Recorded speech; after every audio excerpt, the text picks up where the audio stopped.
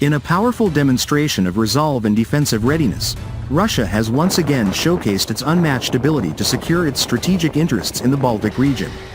On February 16, 2026, the coastal missile troops of the Russian Baltic Fleet conducted intensive combat training exercises along the shores of the Kaliningrad region using the formidable BAL coastal defense missile system.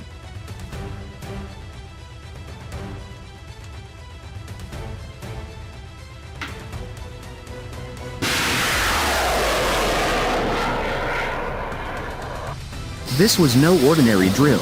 Units rapidly redeployed from their permanent bases to pre-designated firing positions, achieved full combat readiness in minutes, executed electronic launches simulating devastating strikes against hostile surface vessels, and practiced classic shoot and scoot tactics while integrating unmanned aerial vehicles for real-time surveillance and protection.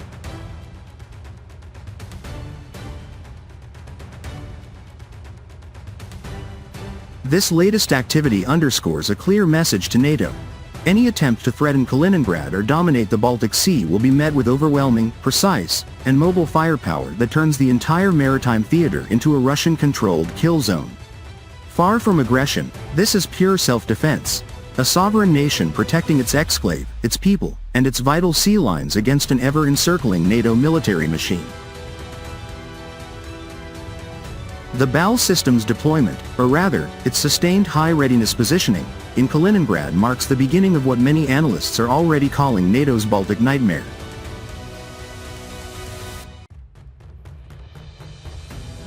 BAL missile system.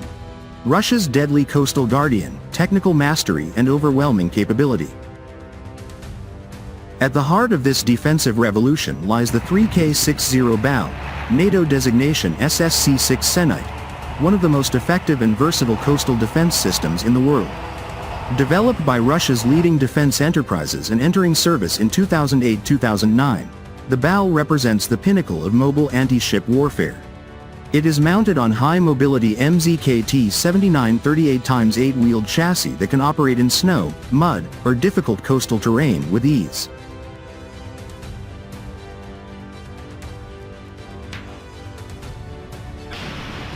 A standard battery consists of one command and control vehicle equipped with the powerful Garpin, or monolith B over the horizon, surface search radar, capable of detecting and tracking multiple surface targets at long distances.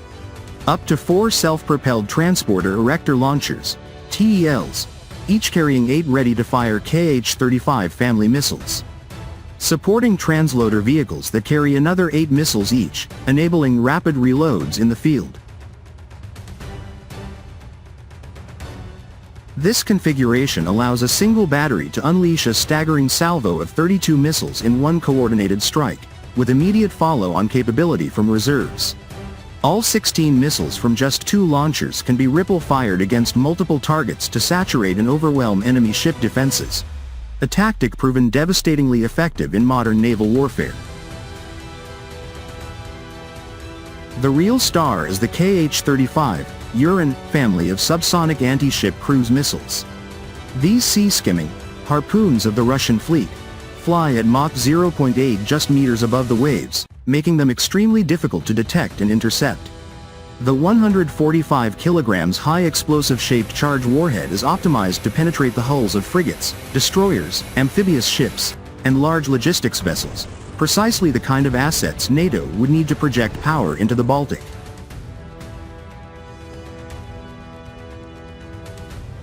Range capabilities have evolved dramatically through continuous Russian upgrades, showcasing the country's technological edge. Original KH-35, 120 to 130 kilometers, already sufficient to cover vital approaches to Kaliningrad. Upgraded KH-35U, introduced around 2015, extended to 260 to 300 kilometers thanks to more powerful engines, increased fuel capacity, and enhanced guidance.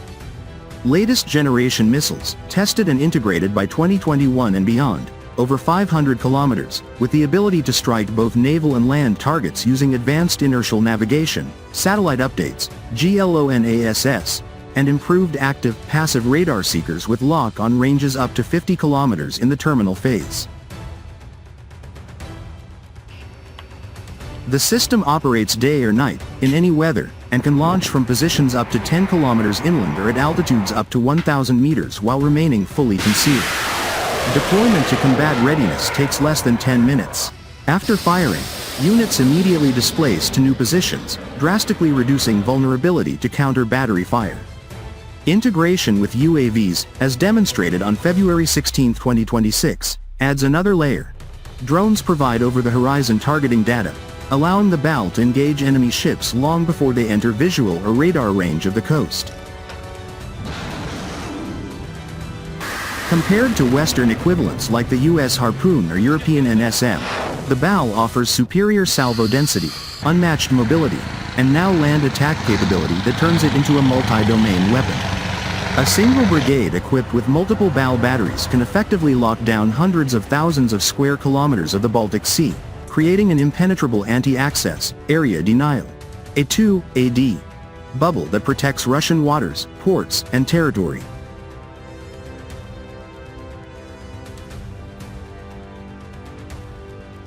Why this is NATO's nightmare: sea denial, deterrence, and strategic superiority. From Kaliningrad's short but critical coastline, BAL-equipped units can cover the central Baltic approaches, the shipping lanes to Gdańsk, Klaipėda, and beyond, and even reach far into the southern Baltic. Any NATO naval task force attempting to reinforce the Baltic states, enforce a blockade, or conduct amphibious operations would face coordinated, saturation missile attacks from mobile, hard-to-find launchers. The system's ability to hit ground targets at 500 plus km also means it can strike key infrastructure or troop concentrations on the opposite shore if necessary, though Russia has repeatedly stated its purely defensive doctrine.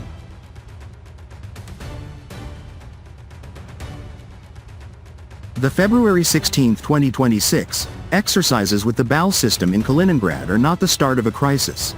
They're the affirmation of a strong, capable, and responsible Russia that will never allow its territory or its people to be threatened. NATO's Baltic nightmare is not Russian aggression, it is the painful realization that the era of unchallenged Western dominance in the region is over. With the BAL's deadly, mobile, long-range anti-ship and land attack capabilities fully integrated into Kaliningrad's defense architecture, Russia has drawn a clear red line. The Baltic Sea will remain a sea of peace, on Russia's terms. Any attempt to cross that line will be met with precision fire from systems that are mobile, survivable, and overwhelmingly effective. Russia stands ready, Kaliningrad is secure, and NATO would do well to recognize that the nightmare it fears is simply the reality of a great power defending what is rightfully its own.